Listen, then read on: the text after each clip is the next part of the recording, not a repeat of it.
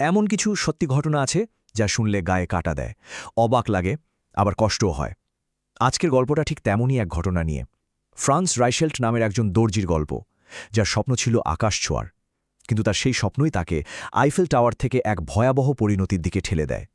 তো চলুন দেখি ঠিক কী হয়েছিল সেদিন। আমরা প্রথমে তার সেই ঐতিহাসিক লাফটা দেখব, তারপর জানব তার উড়ন্ত দর্জি হয়ে ওঠার স্বপ্নর কথা।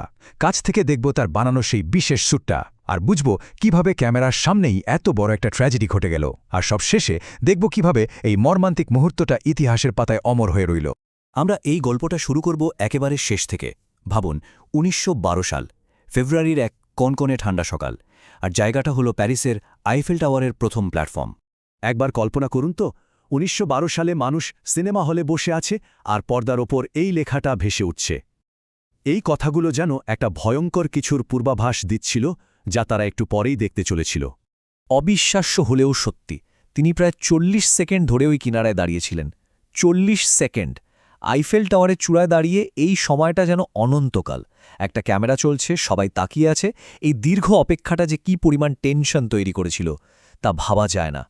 তো আসল প্রশ্নটা হল, কে ছিলেন এই মানুষটি, আর কেন তিনি এমন একটা ঝুঁকি নিচ্ছিলেন? এর উত্তর খুঁজতে হলে আমাদের একটু অতীতে ফিরে যেতে হবে।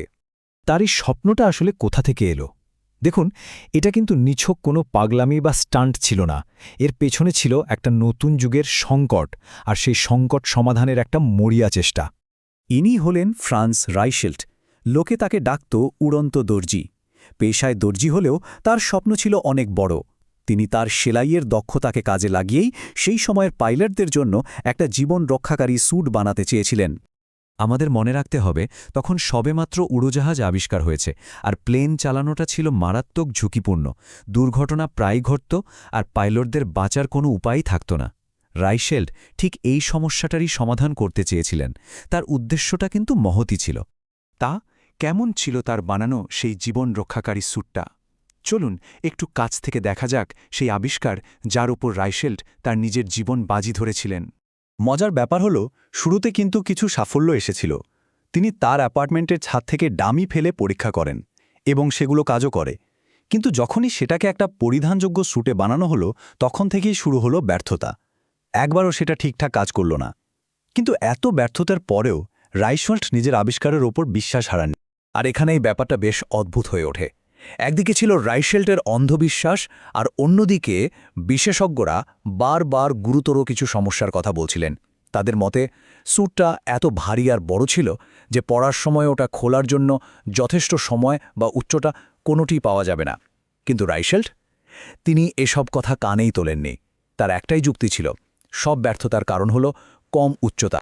বেশ, চলুন আবার ফিরে যাই সেই হিমশীতল সকালে, ৪ ফেব্রুয়ারি ১৯১২। যেটা ছিল একজন উদ্ভাবকের পরীক্ষা, সেটা তখন একটা পাবলিক শোতে পরিণত হতে চলেছে।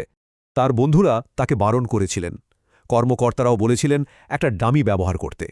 কিন্তু তিনি ছিলেন নাছোড়বান্দা। তিনি প্রেসের সামনে ঘোষণা করলেন, আমি নিজেই লাফটা দেব। কোনো চালাকি ছাড়াই আমি আমার আবিষ্কারের ক্ষমতা প্রমাণ করতে চাই। আর নিউজরিল ক্যামেরার উপস্থিতি পুরো ঘটনাটাকেই বদলে দিয়েছিল। এটা তখন আর শুধু একটা বৈজ্ঞানিক পরীক্ষা ছিল না, এটা হয়ে উঠেছিল যাকে বলা হতো সিনেমার আকর্ষণ। মানে এমন একটা রুদ্ধশ্বাস ঘটনা যা মানুষকে সিনেমা হলে টেনে আনবে। আর এখান থেকেই একটা বড় প্রশ্ন উঠে আসে, যেটার বিতর্ক আজও চলে। এটা কি খবর ছিল, নাকি নিছকই বিনোদন? একটা ঘটনাকে দেখানো আর সেটাকে একটা শোতে পরিণত করার মধ্যে যে একটা সূক্ষ্ম রেখা আছে, সেই রেখাটা হয়তো সেদিনই প্রথম ঝাপসা হতে শুরু করেছিল। ৫৭ মিটার এই উচ্চতা থেকে তিনি লাফ দিয়েছিলেন। পতনটা ছিল মাত্র ৪.৫ সেকেন্ডের। আর এই কয়েক সেকেন্ডে তার প্যারাশুট স্যুটটা খোলেনি, বরং তাকে আরও জড়িয়ে ধরেছিল। মাটিতে পড়ার আঘাত এতটাই মারাত্মক ছিল যে বরফ জমে থাকা মাটিতে ১৫ সেন্টিমিটার গভীর একটা গর্ত তৈরি হয়ে যায়। কিন্তু রাইশেল্টের মৃত্যুর সঙ্গেই গল্পটা শেষ হয়ে যায়নি, বরং এক অদ্ভুতভাবে সাধারণ মানুষের কাছে গল্পটা যেন তখন থেকেই শুরু হয়েছিল। আর এটাই হলো ফিল্মের এক অদ্ভুত, প্রায় ভৌতিক ক্ষমতা। রাইশেল্টের জীবনের শেষ মুহূর্তগুলো শুধু রেকর্ড করা হয়নি, ওগুলো চিরস্থায়ী হয়ে গিয়েছিল। বারবার দেখা সম্ভব। ব্রিটিশ ফিল্ম ইনস্টিটিউটের থিরজা ওয়েকফিল্ড যেমনটা বলেছেন, ক্লিপটা আবার চালান, দেখবেন রাইশেল্ট আবার বেঁচে উঠেছেন, জীবন্ত মানুষের মতোই সচল। কি অদ্ভুত একটা ভাবনা, তাই না? তার এই লাফটা ছিল ক্যামেরায় ধারণ করা প্রথম বড় ট্র্যাজেডিগুলোর মধ্যে একটা ব্যক্তিগত ট্র্যাজেডি মুহূর্তের মধ্যে মিডিয়ার সম্পত্তিতে পরিণত হল এমন একটা কিছু যা দেখা যায় শেয়ার করা যায় এটা ছিল মিডিয়ার ইতিহাসে একটা বিরাট টার্নিং পয়েন্ট।